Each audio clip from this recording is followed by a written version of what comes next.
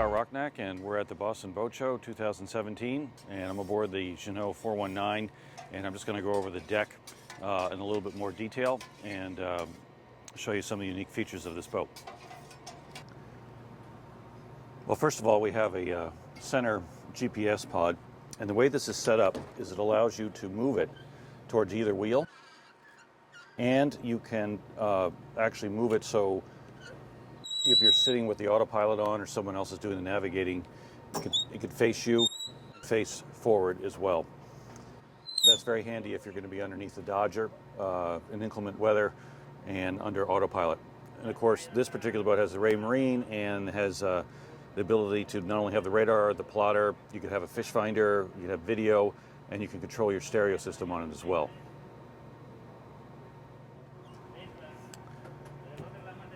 The boat, of course, has two wheels.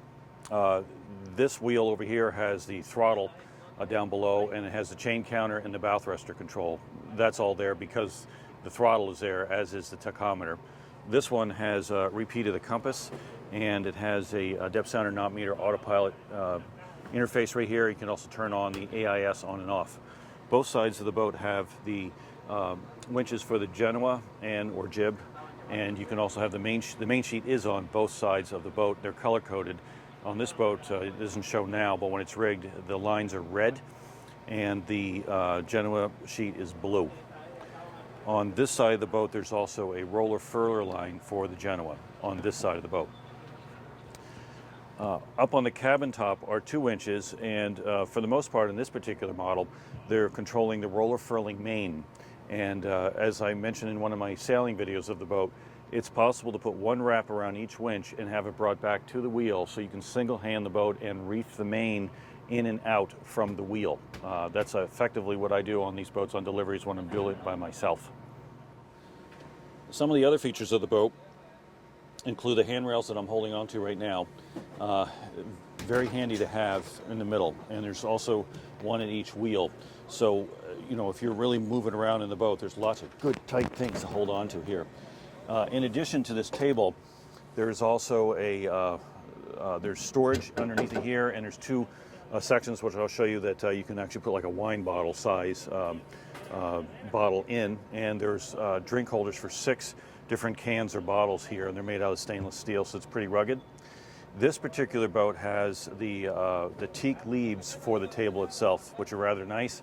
And on many boats, you'll see that that's the only thing on the boat that someone will varnish, and it looks really sharp when you do that.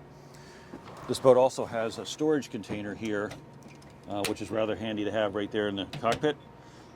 And of course, which I'll show you in a little bit, there's storage here, underneath of me, and over here, which are symmetrical, and they're rather large for a boat that has 2 aft cabins. It's actually quite amazing how much room this boat has for storage, not only down below, but in the cockpit. And we'll go through that. And unique to this boat, because it has the ability to completely control your sheets from the wheels, the little doors that or little hatches that open up here hold your excess line, because you're going to have some of that. And this particular one has the insert for the 110 panel. Also right here is life raft storage.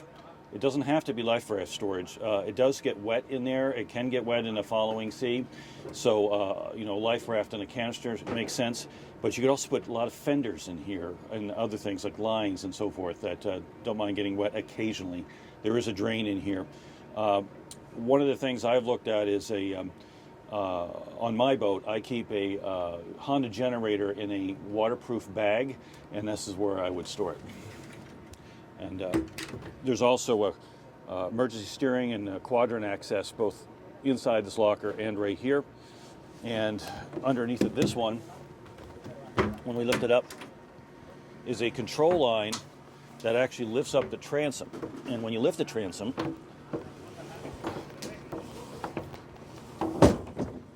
it locks into place, and there's a little slot in the locker that allows you to put the line in to close the hatch. So here you have your boat's name and your port right here. Now, since the ladder is right here, and we'll go over why this ladder is a good ladder, there is an emergency pull-out over here on the port side of the transom, that you could pull out that has a ladder in case you fell overboard and you're the only one. You pull that and you can get back on board. You're not going to see that on a lot of boats, but you don't really think about it until it happens, and that's something that's really important. But going back to the ladder that's on the platform itself, that's a 4-rung ladder. And the reason, and it's probably out of the view of the camera, but I'll show that that ladder is important because with 4 rungs, you can actually put your foot on the bottom ladder in the water and your knee isn't in your face when you're trying to get up on the boat. Over here is a pull-out shower, hot and cold. There are 3 showers on this boat, 1 on each head, and this one right here. On the starboard side of the boat, by the wheel, there is a tachometer with a multifunction display, and slightly out of view, as you can just see the top of it here, is a 1-arm control for throttle and for the transmission. And then there are repeaters here for autopilot, depth center, knot meter, wind instrument, and you can tighten the wheel up here, and there's the Plastimo compass right here. Another unique feature to this boat is that the aft cabins actually have ventilation. There is a overhead hatch in both the port and starboard cabin. They do face forward, so you can zip this open and have air come in and ram down to the aft cabin. There's also a port light here and here, and out of view, but I'll show you, there is an opening port on either side of each aft cabin. So one of the issues with boats with aft cabins is how do you get air in them, and this boat solves that with these hatches here. That's another advantage of having all your lines led back to the wheel, because you don't have another winch up here to handle, say, for example, a main sheet with a traveler. Another thing to show here is that the 2017 model has a hatch system, a companion hatch system that allows it to just magnetically control or latch to the side, so you don't have to store those.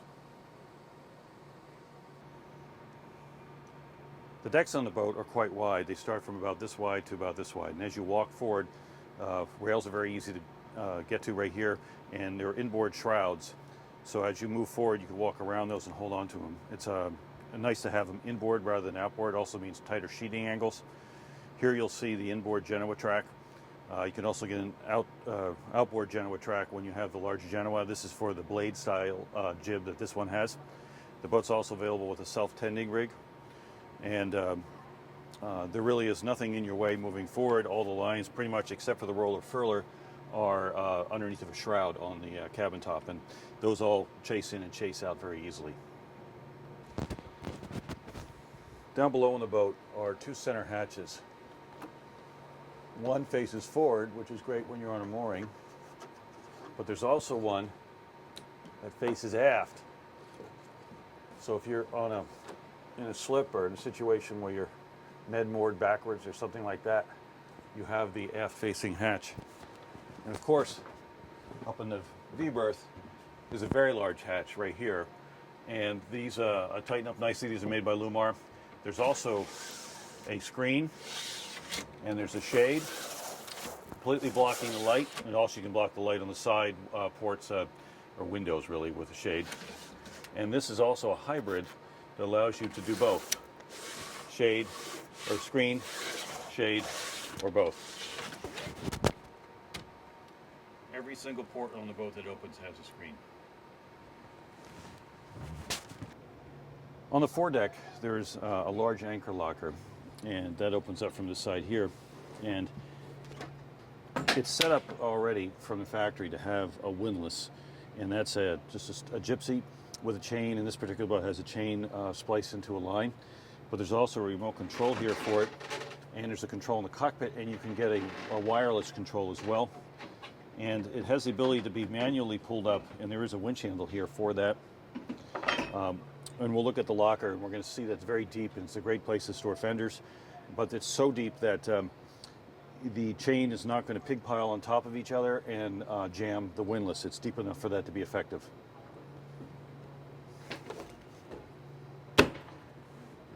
Also up here has a ability for a Solence, for a Code Zero roller furler, and then you have your where your forestay goes. And this boat is equipped with a Delta, but you can put the ROCKNAK Vulcan on there as well. The non-skid on the boat is molded in, and it has waterways between different sections, which is very nice. It's also not bright white. It's a slightly off-white, a little bit of a gray to it. It's hardly detectable, but it's not the kind of thing that you immediately need sunglasses when you're on board the boat. So walking aft, we see that we have the hatches that can be opened from the outside. All these hatches, the midship hatches, can be opened from the outside. We have one hatch over the head here, the deck step mast with the blocks bringing the lines back, the inboard track, the option of an outboard track, the option of a self-tending jib here, inboard shrouds again, but we also have places to grab a hold of the whole way back. There's an inset teak rail that acts like a handhold going back.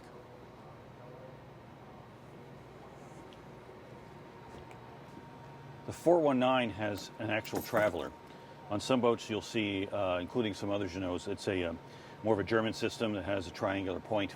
This actually has the traveler, which is kind of nice for this boat. It does perform well. It does sail within the Windex on the racing setting, even with the shallow draft keel, so it's nice to have the extra tweak of having the traveler.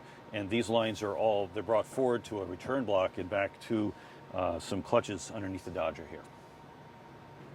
The boat has a deck step mast, like most of the Jeanneaus have, and the advantage of that is that there is no leaking of water into the bilge coming down the track or any of the halyard access plates or the top of the mast. It allows the bilge to stay dry. It's a very good setup in this boat, with like all Jeanneaus, recent ones. The mast is further forward, giving a bigger main, smaller jib, more easy to control, and it puts this right over the bulkhead, so there's no post down below in the middle of a table, for example. It's a really good way to go. There are some different approaches with the Dodgers on these boats. This is a fairly low profile, fairly svelte Dodger. It's tight, it has good glass. This particular boat has a toast color. It can fold forward. You get a slightly taller one, and of course you could have a zipper at it to where I'm standing and have a full enclosure, depending if you're going to be, living on the aboard the boat quite a bit. The good part about this particular Dodger on this boat is that, again, it's low profile. It really makes the boat look great. The caveat is if you're tall like myself, you do have to duck when you go down below, and after maybe 3 or 4 dozen times of hitting your head, you'll figure it out. But I think for me, I would choose a Dodger like this because it's small enough to be used in normal windy offshore conditions without having to fold it down all the time. And it's a pretty rugged Dodger. It has a stainless steel support on it, and again, it has the better glass. When you look at the side of the boat, it has one continuous window. Of course, there's individual windows inside the boat. The cover's also solid glass. And aft, there is a port that opens over the galley, and that's where the slots are. And it looks hidden, but it works well. And it's actually a port that goes directly over the stove itself to allow cooking smoke to go right out the hatch. And that's not thought about in a lot of boats, and this one has it. It's a very good setup. Also unique to the Jeanneau is the V-berth port down here. And that doesn't open, of course, and it has a curtain on the inside, but does really lighten up the V-berth for liveaboard capability. So you have that light, and you have this hatch, and you have another port light on the other side that really change the V-berth. Going aft is another one for the main cabin. This is a neat feature. And there's actually a little space to put something there.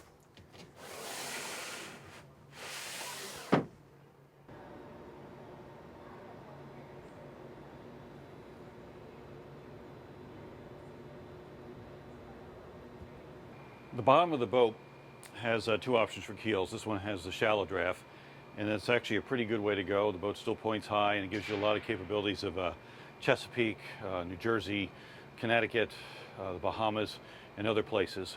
And we'll look at that, but that's a keel with a bulb on the bottom.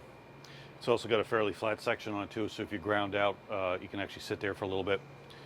There is a bow thruster in this boat with a sort of a bulb on the bottom to allow better hydrodynamics. It has a deep entry forward, coming out to a flat section fairly far down so the boat doesn't pound. So you do have a good entry here. It's not looking at like a dinghy. And the boat has molded in gel coated in a waterline, accent stripe on the top, and we can see the port lights for the V-berth and further aft of the main cabin. Here we have a better shot of the keel. So it's a bolt-on keel. This particular keel is cast iron. That's pretty typical of the shallow draft boats. And it has a good length to it. Again, it has a fairly flat section on the bottom, and there is a substantial bulb on the bottom, allowing for stability. This boat has the bronze folding 3-blade, so it's great for thrust and reverse, but also under power. You have some extra oomph there. I remember this boat easily doing 7.5 knots under power when I was delivering it recently. The boat has a Yanmar sail drive system. The advantage of this over, say, other brands is that it can have the oil changed while the boat is in the water. The boat has a balanced spade rudder. It has a decent depth without being deeper than the keel. It has a good sized rudder post, slightly further back than the leading edge to give it balance. And it's a nice, good, tight setup. The boat tracks very well, and it's a very effective rudder for the boat. The exhaust is down low, and it allows the exhaust to go into the slipstream of the boat. The outboard bracket has a support underneath of it, so you can actually put like a 9.9 or something like that on this outboard bracket. That's a kind of a unique feature. These are LED right here, and they're the appropriate size for the boat. As you can see, there's good room in the back of the boat. They're symmetrical on either side. Good access to all the things you normally want to get to. And these are the aft lockers, obviously. They're also lockers further forward. The side lockers are reasonably deep. They go all the way back to the hull. And for example, you could probably put, probably 6 or 7 80 cubic foot scuba tanks in each side. That's how big they are.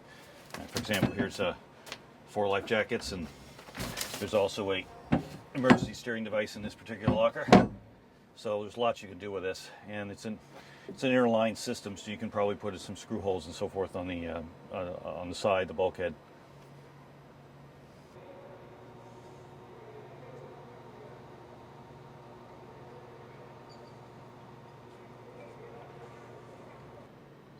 There's also a storage container on the forward end of the table. On the forward end of the cockpit table, there are LED lights, and they are turned on and off with a switch right here by the GPS console. Bow thruster controls right here, left and right. And this is a chain counter, and you have an up and down control. This is the single lever throttle and gear control. Push it further forward, the faster you go. Further aft, the faster you go in reverse. You push the little red knob here, and you can have it rev in neutral. The wheels are set up that the starboard wheel has the tightening device, which also works for the port wheel as well.